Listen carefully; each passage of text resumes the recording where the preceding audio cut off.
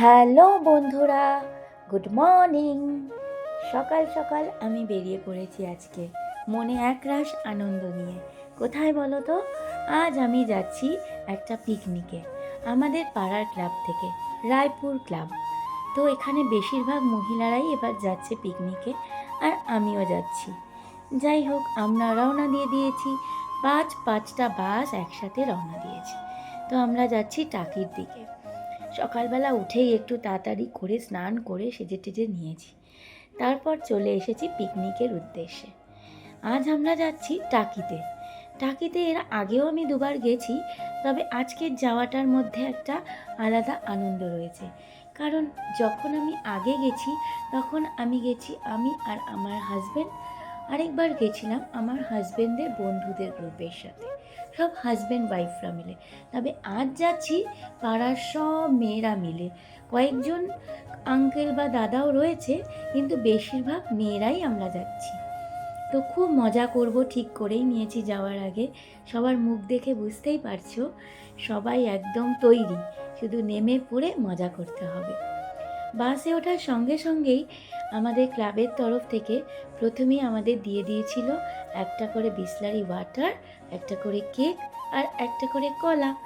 যাই হোক, এই দিয়ে শুরু হলো আমাদের পিকনিকের খাওয়া দাওয়া।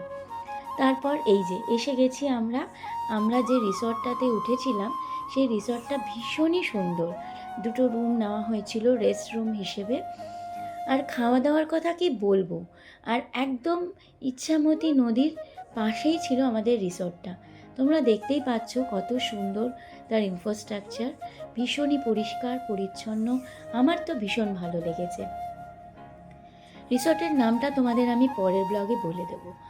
যাই হোক, এইবার একটুখানি হাত পা ধুয়ে নিয়ে আমরা চলে যাব গিয়ে ব্রেকফাস্ট করতে।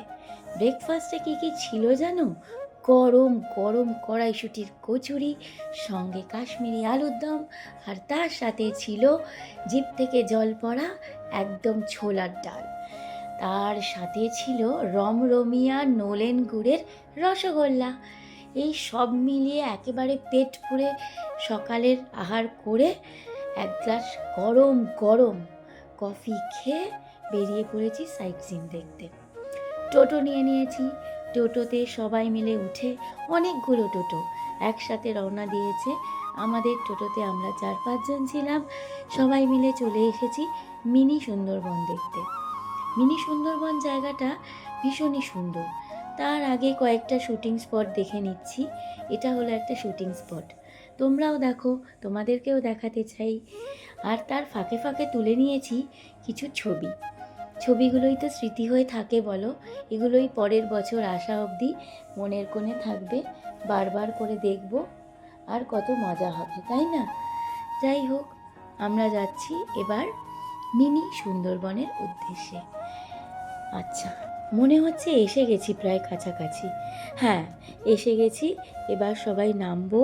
এখানে আধার কার্ড জমা দিতে হয়, যেহেতু পাশেই বাংলাদেশ বর্ডার। ওফ, জিভে জল এসে গেল। সঙ্গে রয়েছে পেয়ারা মাখা, কদবেল মাখা, কামরাঙা মাখা, আর রয়েছে শশা মাখা। কোনটা ছেড়ে কোনটা খাবো বুঝতে পারছিলাম না। তারপর নিয়ে নিলাম কামরাঙা মাখা, কদবেল মাখা। উফ, জিভ দিয়ে যেন কথা বলতে বলতেই জল পড়ে যাচ্ছে। দেখতেই পাচ্ছ, খেতে খেতে এগিয়ে যাচ্ছি মিনি সুন্দরবনের উদ্দেশ্যে। জায়গাটা এত সুন্দর না, কি বলবো। একদম ইছামতি নদীর গা ঘেঁষে এই ছোট্ট মিনি সুন্দরবন। সবাই মিলে ঘুরে আমরা দেখে নিচ্ছি। দেখো, তোমাদেরও দেখাচ্ছি। সুন্দরী গরান গেরুয়া গাছে সাজানো এই জঙ্গল ভীষণই সুন্দর। আর সামনে এগিয়ে গেলেই তোমরা দেখতে পারবে বিশাল আকার ইচ্ছামতি নদী, যেন বয়েই চলেছে। ভারতের বার্তা নিয়ে বাংলাদেশে দিচ্ছে, আর বাংলাদেশের বার্তা নিয়ে ভারতে এসে দিচ্ছে। কি সুন্দর যে একটা মেলবন্ধন, না দেখলে বিশ্বাস করা যায় না। চলে এসেছি নদীর সীমান্তে, কিন্তু বাংলাদেশ তো কোনো দিন যাইনি, দেখতে বড় ইচ্ছা হয়। তাই ভাবছি এখানে দূরবীন ভাড়া পাওয়া যাচ্ছে। দূরবীন দিয়ে একটুখানি বাংলাদেশকে চোখের কাছে এনে দেখব। দূর থেকে দেখতে পাচ্ছি তীর, কিন্তু কাছে এনে দেখার মূল্যটাই তো আলাদা, তাই নিয়েই নিলাম দূরবীন ভাড়া। এবার দেখলাম একটু বাংলাদেশ। ওই যে দেখো, আমি দেখছি কি যে ভালো লাগছে। আমাদের দেশ হলো বরিশাল। আমার বাপ ঠাকুরদারা সবাই বরিশালেই জন্ম, তারপর তারা পশ্চিমবঙ্গে আসেন। তাই দেখতে দেখতে একটু নস্টালজিয়ায় পড়ে যাচ্ছিলাম। যাই হোক, দেখো কি সুন্দর গুড় বিক্রি হচ্ছে, সব বাড়িতে বানানো। আর টাকির প্রসিদ্ধ হচ্ছে টাকির গামছা।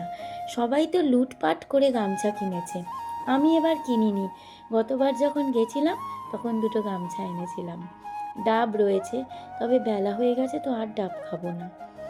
নদীটাকে শুধু দেখেই যাচ্ছি, কি বিশাল একটা কাতলা মাছ বসেছে। দেখে বারবার বরের কথা মনে হচ্ছিল। বর যে কাতলা মাছ খেতে ভীষণ ভালোবাসে, তবে এখান থেকে মাছ আর বয়ে নিয়ে যাব না। চলে এসেছি আবার রিসর্টে। এসে গরম গরম স্টার্টার পেয়ে গেলাম। ফিশ বল, গন্ধরাজ চিকেন, আমুদি মাছ ভাজা, কোনো কিছুর অভাব ছিল না। তারপরেই শুরু হলো দুপুরবেলার লাঞ্চ। ঝুড়ো ভাত, দেরাদুন রাইসের ঝুড়ো আলু ভাজা, বেগুন ভাজা, কড়াইশুঁটি দিয়ে মুগ ডাল, কাতলা মাছ দই দিয়ে, আর রয়েছে গরম গরম মটন কষা। তার সাথে আমসত্ত্ব খেজুরের চাটনি, পাঁপড়, মিষ্টি।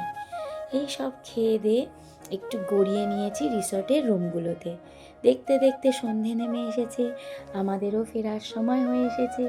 যাওয়ার আগে একবার রিসর্টটাকে ভালো করে চোখ বুলিয়ে দেখে নিলাম। চোখটা যেন জুড়িয়ে গেল। লাইট জ্বলছে তো, ভীষণ সুন্দর লাগছে। আর হালকা অন্ধকার নেমে এসেছে, এ যেন এক মধুর দৃশ্য। এবার চলে যাচ্ছি সবাই, বাসে উঠে গেছি। বাসে শুরু হয়েছে নাচ গানের পালা। প্রচণ্ড নাচ গান আনন্দের মধ্যে দিনটা কাটলো। টাটা।